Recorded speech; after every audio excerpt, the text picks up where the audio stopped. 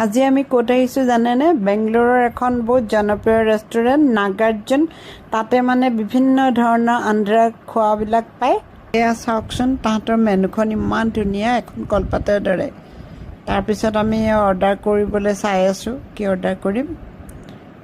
আৰু তাৰপিছত এয়া পানী চানী লৈ আৰু একদম ৰেডি আৰু খোৱা দিব। এয়া চাওকচোন, ইয়াতে দিছে এইটো জলকীয়া আচাৰ, আৰু এইফালে এইটো দিছে আমৰ আচাৰ নেকি, এইটো আমৰ আচাৰ।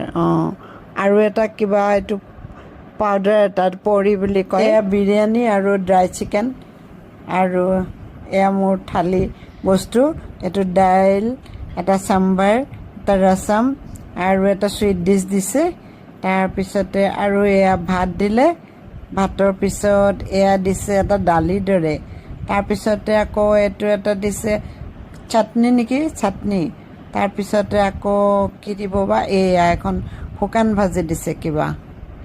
তাৰপিছত আকৌ তাৰ ওপৰতে ঘি দি দিছে। এয়া ছোৱালীহঁতে খাবলৈ আৰম্ভ কৰিছে। খোৱাখিনি বহুত সোৱাদ দেই, দেখিয়ে গম পাইছোঁ। এয়া মই একদম পূৰা লাগি গৈছোঁ আৰু খাবলৈ। মজা কিন্তু দেই। এয়া তাহাঁতি আকৌ বাতি এটাত হাত ধুবলৈ গৰম পানী আৰু নেমু দিছে। এয়া খোৱাৰ পিছত আমাৰ মুখত কি হাঁহি ওলাই গৈছে।